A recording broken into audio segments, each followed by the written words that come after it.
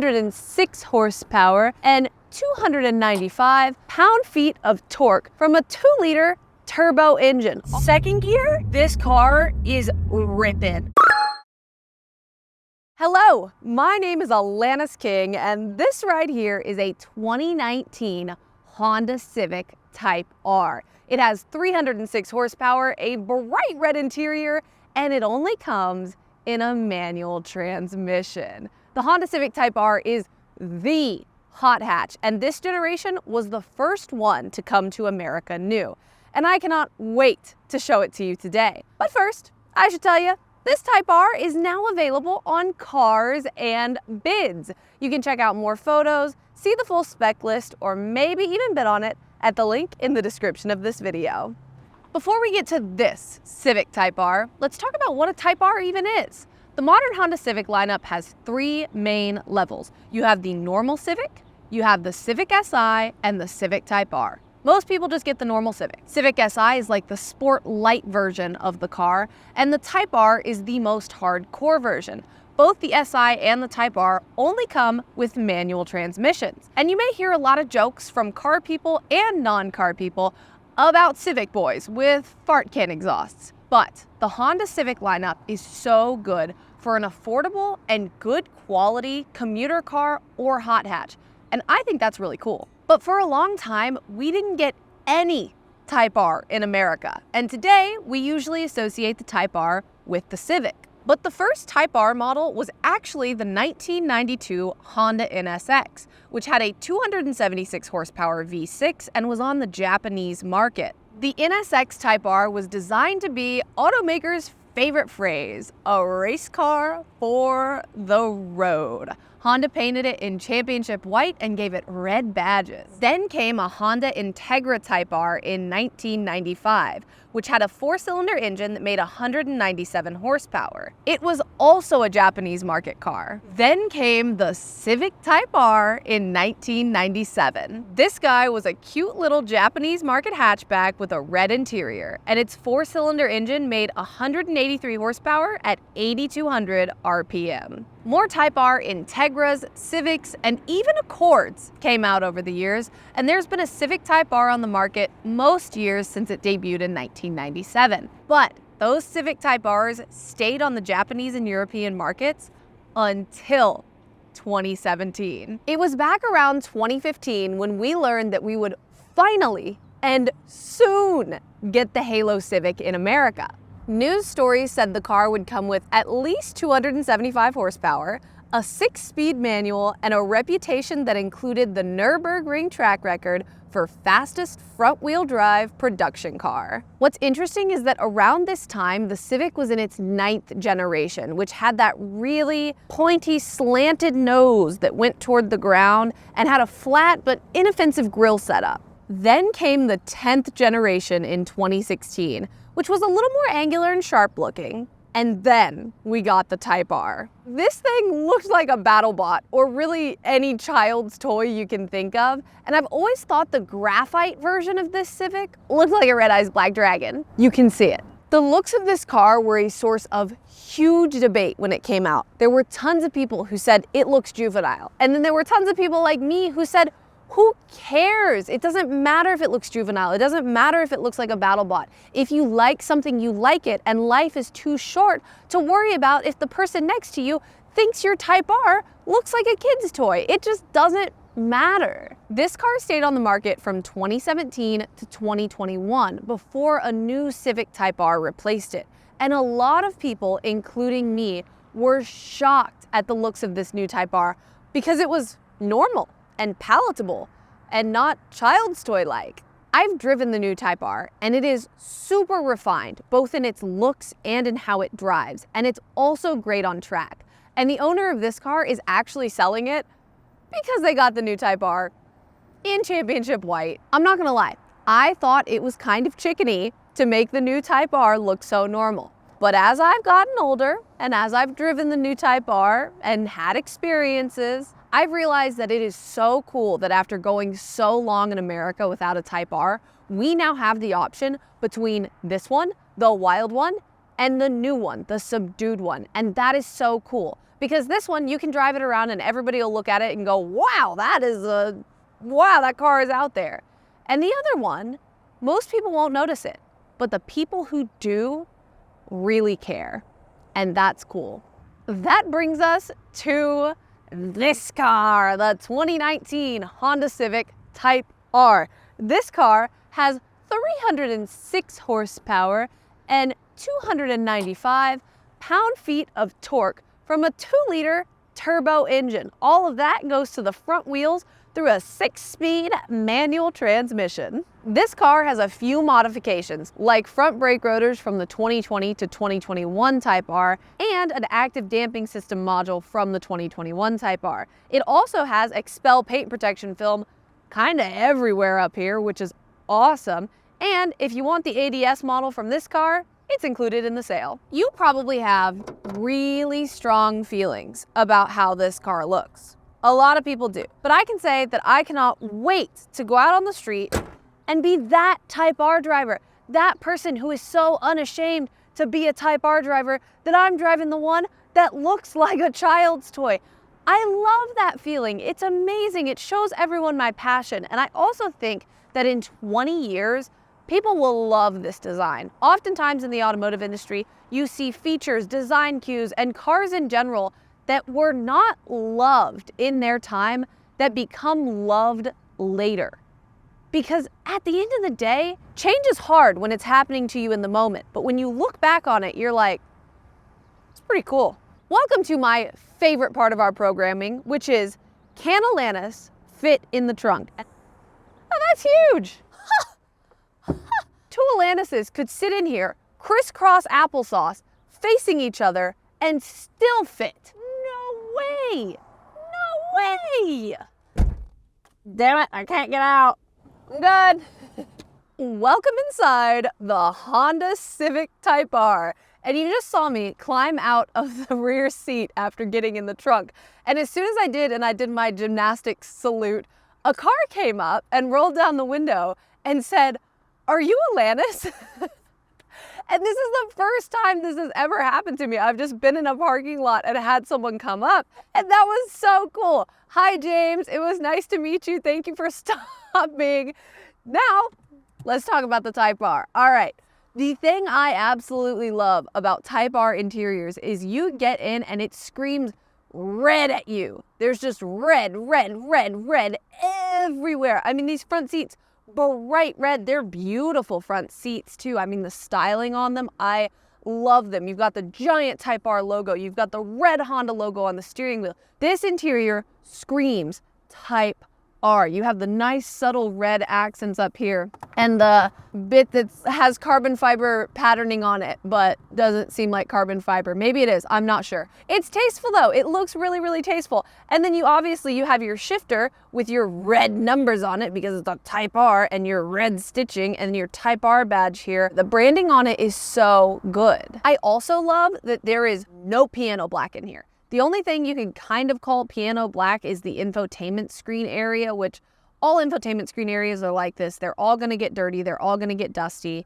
That is just a reality of life. The only little bit of piano black comes around the Type R badge under the shifter, which if you're going to have any at all, this is the amount you should have. The driver instrument cluster in this car, I'm actually very interested to get over there and drive it because it is so slanted down and sunken down.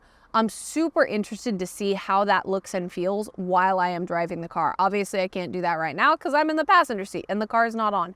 But I am interested to see how that works and if it's more convenient right there or if I like it less. I'm not really sure. We're gonna find out in a minute. Now, I will say, the one complaint you could have about the interior of this Type R, and it's a complaint a lot of people have, is that it has an electronic parking brake. And the Honda Civic Type R is the hot hatch. It's the one. It's the one people know, right? And a hot hatch should have a handbrake. We have now made it to the back of the Honda Civic Type R. And I bet the first thing you noticed was that these front seats are red and these back seats are black. They're different colors. Now, when I first looked at this and when I gave it a surface level judgment, I thought, Why would you have different colors in the back seat than in the front seat? Why not just make it red back here? But then I thought about it and I thought, you know what? Some vehicles have harder plastics rather than the softer, supple leathers in the back seat to kid-proof it. Would you rather your kid spill their juice on a red seat or a black seat? I think I get it. I think I get the black. Obviously, it could just be a cost-cutting measure. I'm not sure why it's black back here, but I can see the practicality of this being black. Now, let's look at our legroom. I'm 5'8.5" and my knees are right here. It's about airplane level legroom back here. It's not a huge amount of legroom, but it's also completely livable, especially for shorter trips, and it's completely livable. I mean, I could be back here for quite a while before I got really sick of it. Obviously, I can't have my stuff back here like backpacks and stuff like that. So is this a road trip back seat? Probably not.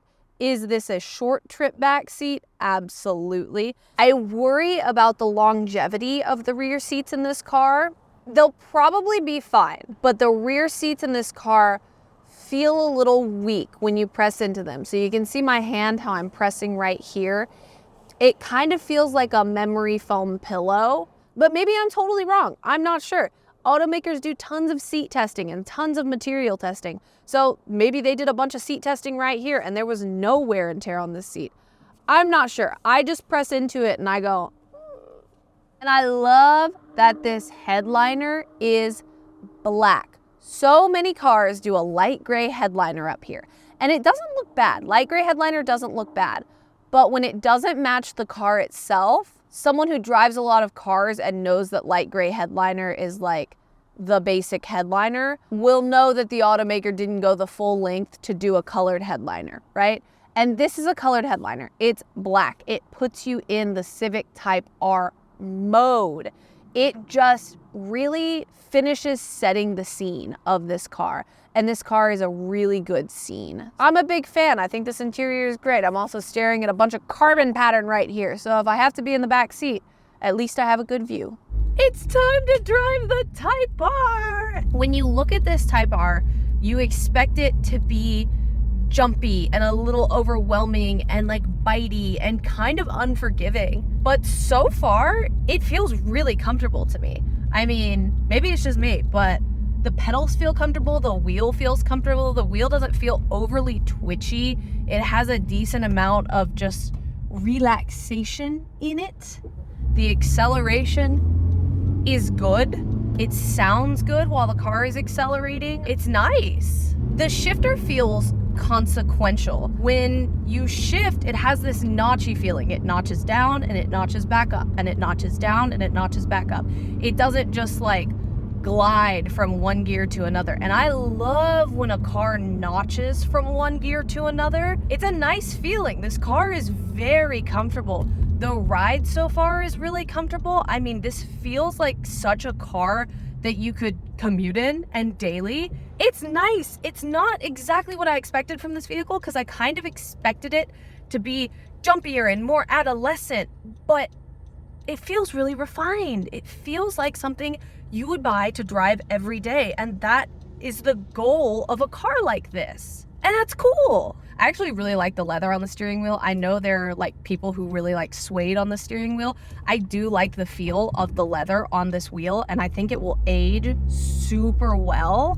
I just think people will love the way this wheel feels in like 10 years.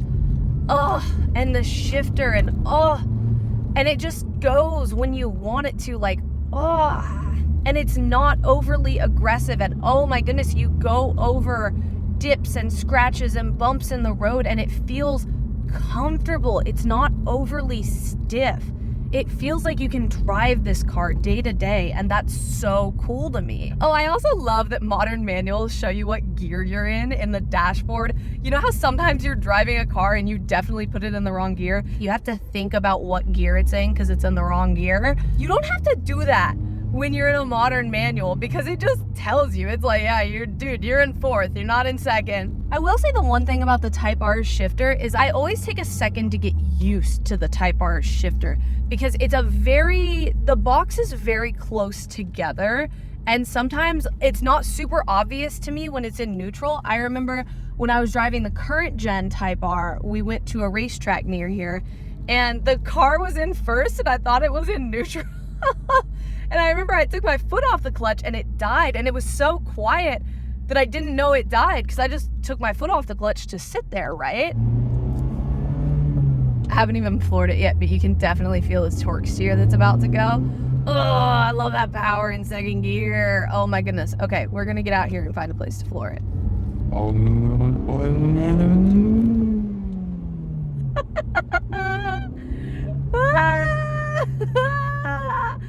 Honestly, I didn't fully floor it yet because I was coming out of a turn, but the torque steer doesn't feel that bad in this car. The torque steer does not feel that bad at all. You can feel the tires like, oh my goodness, second gear? Like first gear, you can feel the tires kind of like, not sure. Second gear, this car is red. Like this car is going. And honestly, it may just be me in first gear. I don't know. But second gear, this car is pulling. It freaking rocks. Oh my goodness. You know, I have never driven this generation of Type R. I've only driven the new one, and I loved the new one. And I love the way this one looks. I love how unapologetic this car is about being a hot hatch. And here I am driving it, and I really do love the way this car drives. The ride is not harsh. The car goes. Like, when you're ready, this car is ready to jump. And that is exactly what you want from a hot hatch. And that is why this is the hot hatch. Like, that's why the Type R is what it is. See? First gear, it's like, struggle a little bit with the traction there. Second gear, this car is ripping. Oh, I love the Type R. I love the Type R. I love the Type R. You just have to love this car. This car is so good. This car is so good at what it does and what it's supposed to do. It doesn't let you down in any way. It's a hot hatch, and it feels like a hot hatch, but it does the hot hatch part. It goes, it rips, it has fun, and then it also does the livability part. And that is amazing. It does exactly what it's supposed to do. So that was the 2019 Honda Civic Type R. I love this car, and I love the way it looks, and I think that's obvious. And if you love this car as much as I do, it's now available on Cars and Bids. You can check out more photos, see the full spec list, or maybe even bid on it at the link in the description of this video. Otherwise, we'll see you next time.